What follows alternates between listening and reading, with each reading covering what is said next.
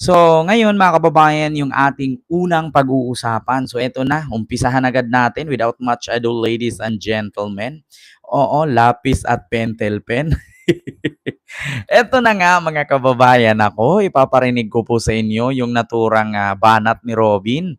Mga kababayan, meron pong bagong tirada at banat si Robin Padilla ngayon, no, sa isang pagtitipo, no, isang rally na ang sabi niya ay wala daw tayong iba, no? Wala daw tayong ibang mabira sa kanya or mapuna sa kanya kundi ang bobo yan, tanga yan, ano pa, Sir Roger Mabait, maraming salamat po sir sa iyong palipad. Thank you so much po. Ayan. So, yun lang daw ang masabi natin. Ma'am Nini TV, Ma'am Nini TV Vlogs, and kay Ma'am Diviva 20 Vlog, and kay Ma'am Arlene Harada. Hello po. So, ito po mga kababayan, and Sir Wilford Lim, hello po. So, ito mga kababayan, ipaparinig ko po sa inyo yung tawag.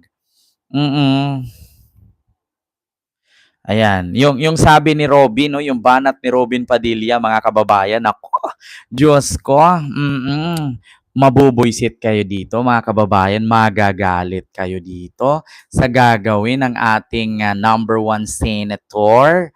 Oo, si Senator Robin Padilla. Eto na, Senator Robin, piyasok. Ayan, asa na ba yung volume nito? Parang ayaw yatang bumulyum nito, parang galit. Ah. Puro kasi nung saka kung babanatan niya ako, humanap naman kayo ng totoong ibabanat niyo. Puro kasi nungalingan eh. Kasi wala kayong mahanap na butas sa akin. Yun ang problema. Kaya ang mga banat ninyo, bobo yan, tanga yan, yan ang mga kaya lang mong sabihin. Kasi pagdating sa pagnanakaw, zero ako. So, ibig sabihin, aminado nga siya. Yeah. Ibig sabihin mga kababayan, aminado nga siya. Wala daw tayong ibang mabanat, no? Yung mga kritiko niya, yung mga basher niya. Kundi, bobo yan, tanga yan. Pero pagdating daw sa corruption, zero daw siya. Totoo po ba yan? Totoo po ba, Senator Robin? Paano yung nasa mga media outlet? Huwag niyong sabihin na ang binalita ng media ay sinungaling sila. Ang binalita ng media ay hindi totoo. Paano yung sinabi na pating araw ikaw? Sabi nga ni Undersecretary DPWH Bunuan na ikaw at si Bongo ay nagsumite ng listahan ng mga proyekto sa DPWH. Nako po, Senator Binoy. Senator Binoy. Nako po, sige nga, hanapin nga natin, mga kababayan. Pwede naman nating hanapin yan, Senator Robin. Oo, mabilis lang naman hanapin. Eto, mga kababayan, punta tayo dito sa Billionaire News Channel. BNC, Bunuan, Robin, and Bongo. Lalabas naman yan eh. 'Di ba, mga kababayan, sa Billionaire News Channel. Nako po, mga kababayan. Eto nga, hanapin nga natin dito mga kababayan. Bunuan. Bunuan, Robin Padilla. At Bongo. Tama ba? Bongo. Ayan, BNC News. Lalabas naman yan eh. Di ba? Eto na. Ang legislatura at ehekutibo, lalo na sa pagdating ng pagbantay ng tamang implementasyon ng mga proyekto. Umirit din umano ng mga proyekto sina Senators Robin Padilla at Bongo. Yan ang laman ng testimonya ni former DPWH Secretary Manuel Bunuan sa Sandigan Bayan, kung saan nabanggit din ang tinatawag na leadership funds ng mga senador. Paano yan, di ba? Ma'am Alaga at kay Ma'am Princess Sailor Moon. And kay Bobby Paul. Ayan. Paano yan? Paano yan? Ibinanggit nga ni Bunuan na ikaw at si Bongo ay nagsumite ng proyekto. At pangalawa, mga kababayan, nako, bago natin ilabas yung pangalawa, tapusin muna natin yung una. Eto. Ang detalye sa agenda report ni John Riz Calata. Natapos na ang prosekusyon sa pagpapresenta ng testigo sa kasong malversation ni former Senator Bong Revilla at kapwa-akusado nito dahil sa umano'y 92.8 million peso ghost flood control project sa Pandi, Bulacan. Isa sa mga huling hinarap si dating Public Works Secretary Manuel Bonoan kung saan naungkat ang usaping leadership fund na para sa priority projects ng mga senador na nagkakahalaga ng 24 billion pesos noong 2024 at 2025. Dito umano hinugot ang pondo para sa proyektong iniuugnay sa kaso. Ayon kay Bonoan, nagsimula ang leadership fund noong 2024 na dumaan umano sa cabinet meeting. Si Senator Mig Zubiri ang Senate President noong panahon na yon, habang si Revilla ang chairperson ng Senate Committee on Public Works. Si Zubiri daw ang may pasya sa kung magkano ang ilalaang pondo sa bawat senador. Nakadalasan anya ay 500 million pesos ang minimum. Pero 1 billion pesos para sa chairman ng major committees. Gayunman, nilinaw ni Bonoan na walang mali sa pag-avail ng leadership fund hanggat walang kickback na natatanggap ang mga mambabatas. Ibinunyag din ni Bonoan na bukod kina Revilla at Senador Jinggoy Estrada, nagsumite rin ng listahan ng infrastructure projects kay dating DPWH Undersecretary Roberto Bernardo, sina Senators Bongo at Robin Padilla. Paano mo explain yan? 'Di ba? Mampuri Malonson kay Rick Caballero. Hello po, and kay Mama Maritis Mosni ng Serisa Force. Paano 'yan? And kay sino to? Belly. Ayan, hello po sa iyo diyan. Paano 'yan i-explain ngayon? Senator Robin, Ma'am Heidi Picar, no? Pinangalanan na nga ni Bunuan na nagsumiti daw. Etong si Binoy at si Bongo kay Roberto Bernardo. Nako po, patay tayo dyan. At, eto na nga mga kababayan, continue pa rin. Sige, tuloy. Niya, lahat ng senador noong 2024 ay nag-avail umano ng leadership fund. Isiniwalat pa ni Bunuan na nagpasalamat at in-acknowledge pa ni na Senators Jaime Marcos at Revilla ang umano'y assistance na ibinigay niya para maka-avail ng leadership fund ang mga ito. Bukod dito, tinukoy rin ni Bunuan ang iba pang paraan para makakuha ng pondo para sa mga proyekto. Ang errata o revised information na nakasaad sa mga proyekto mula sa district offices o sa proponent ng proyekto. Direkta umano itong isinusumite sa House Committee on Appropriations na pinamumunuan noon ni resigned Congressman Saldico na nagdedesisyon bago isumite ang proyekto sa plenaryo ng Kamara. Nang tanongin naman ng depensa ni Revilla si Bonoan kung tumanggap ito ng kickback mula sa mga proyekto, tikom ang dating kalihim at ginamit ang kanyang karapatang manahimik. Magsisimula ang presentasyon ng ebidensya at testigo ng depensa sa September 1. Para sa agenda, Billionaire News Channel. Nakatutok 24 oras. Ay, hindi pala. Di ba? Kita nyo mga kababayan? So, paano i-explain yan? Sabi nga dito ni Sir Rick Caballero, sino daw ang matalino? Si Robin o si Sarah? Para sa akin, mas matalino pa yung pusa namin pag tumae, nagtatabo ng tae. Kahit walang pantabon. Pero yung dalawa, kapag tumae, itatanggi nila na hindi sa kanila. Kahit alam mo na nga na amoy tae at sila lang naman yung tumae. Diba? Ito yung pangalawa. Ito yung pangalawa. Mga kababayan, ako po, dito tayo sa pangalawa. Punta tayo sa TikTok. Dito sa TikTok, mga kababayan, makikita natin yung mga videos na kung saan may pag-amin. Ito na, Robin Padilla, nako po, may insertion na 150 million. Makikita naman yan Kabilang sa mga proyekto ng mga Diskaya who are involved in the flood control mess ay ang controversial project with FDCP, ang Philippine Film Heritage Building sa Intramuros, na ayon sa aming mga nabasa ay may budget na a little less than 200 million. Ang nais naming malaman, ano bang estado nito ngayon? Let's go to that controversial building. Ayan, pakinggan yung mabuti. Kung binigkas ang pangalan ni Robin dyan, ibig sabihin, sabit si Robin dyan. Ngayon, once na merong isinasabi ang isang direktor na negatibo, ibig sabihin, palpak ang proyekto. Tingnan natin The Philippine Film Heritage Building, ano ang estado ngayon niya? Well, natapos na siya. Pero dumaan kami sa kalahating butas ng karayom. Kasi originally, nung inestimate yan, nung kontratista ni then Chairman Tirso Cruz, okay, ang binigay na presyo 150 million to build that building. Tapos, binigyan kami ng pera, ng insertion ni Senator Padilla, ni Robin Padilla, ng Ayan na. Una niyan ay si Tirso Cruz. Merong contractor si Tirso Cruz. Pangalawa, walang budget, binigyan sila ng insertion. So alam naman natin mga kababayan kapag salitang insertion, magkaiba ang insertion sa amendments. Ang amendments, pinag-meetingan, pinag-usapan ng mga senador para i-release ang pondo. Ang insertion ay ang senador, ang Senate President at ang senador lang ang nakakaalam kung ito ba ay ilusot o hindi. At pag ginamit sa mabuti, okay. Pag ginamit sa hindi mabuti, ibig sabihin, pagnanakaw yun. Continue. 150 million.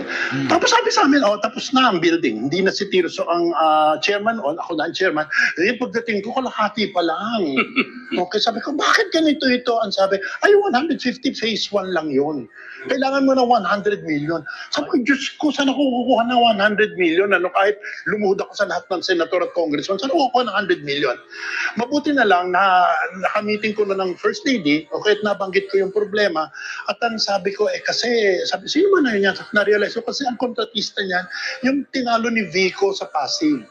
Ito ng mga Diskaya couple. Okay, so ayun. Ibig sabihin, yung 150 million ni Robin na galing sa kanyang insertion, ang sumalo ay si Diskaya. Ngunit, si Diskaya ay hindi inayos yung naturang building, ang film heritage building sa Intramuros. So, ibig sabihin, may plan A, may plan B, may plan C pa pala. So, ngayon mga kababayan, hinanapan na naman ng another 100 million.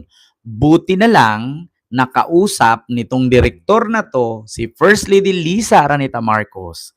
Ipinagpatuloy ni First Lady Lisa. Ngunit ang ibinalita ng mga DDS, si First Lady Lisa daw ang may proyekto ng 150 million na hindi inayos-ayos dahil ang kontraktor daw ni First Lady Lisa ay ang mga Diskaya na kung saan kay Robin pala yan. Kay Robin pala. Sinalo at inayos ni Lisa, si Lisa ngayon ang nagmukhang tanga. Si Lisa ngayon ang napagbintangan na palpak ang proyekto niya. Ang katotohanan pala, si Lisa ang sumalo sa palpak ni Robin at ni Diskaya, ngayong naayos na, si Lisa na ngayon, ang nagpaayos, si Lisa pa yung napasama. Kita nyo yan, mga kababayan. Grabe sila, no? Kung sino pa yung nagsalo at nagpaayos, siya pa yung naging scammer, siya pa yung naging magnanakaw. Kung hindi dahil sa First Lady, hindi maaayos yung bulok na sistema ng pagkukontract ng mga Diskaya at pagkukontract ni Robin dyan. Tayo dyan. Doon medyo pumilantik ang tenga ng First Lady, pumunta. Anyway, nung pumasok si Vince Hison, okay, ni-require ng First Lady kay Vince na tapusin itong building. So right now, kumusta ang estado? Tapos na. That's good news. Kabilang sa mga proyekto ng Alam nyo na. So, si First Lady Lisa ang nagtapos, si First Lady Lisa ang nag-ayos, sa balita ng mga DDS, si First Lady Lisa ang nagnakaw. Ayan tayo kahihiyan to Ayan isang direktor nagsabi, tapos si First Lady Lisa ang sinisi. Proyekto daw yun ni First Lady Lisa. Ang kontraktor daw mga Diskaya. Hindi daw inayos. Paano yan, Robin? Questionable yan, Robin. Paano yan, Senator Robin?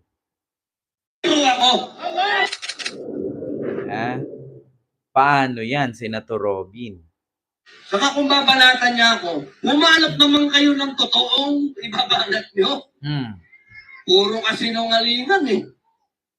Kasi wala kayong mahanap na butas sa akin. Eh di sagutin mo yung direktor na nagbulgar kay Boy Abunda. Oh, sige nga, harapin mo nga kung bakit niya nasabi yun na galing daw sa insertion mo. Ibig sabihin, may insertion ka. Oh, hindi naman porkit may insertion ay masama agad. Eh, ang problema, ano bang nangyari dun sa insertion? 'Di ba? Ano bang nangyari sa insertion na 150 million na yon? O hindi ko naman sinasabi na porket may insertion ay corrupt na. Kasi nga, ulitin ko, hindi masama ang insertion kung gamitin sa tama. Eh kung hindi mo ginamit sa tama, ibig sabihin, may something. Tama ba ako mga kababayan ko, mga minamahal, mga bus amo, mga kabangag. Kasi di ba bangag ang sawag sa atin? Mga kabangag na ang tawag natin ngayon. Tama ba ako mga kabangag? Kasi sila mga matatalino sila eh. So tayo yung bangag, sila yung matalino. Kaya nga pala, walang fact first. Hindi katulad kay Christian Isguera na dating 715,000, naging 701 na lang. Anong nangyari?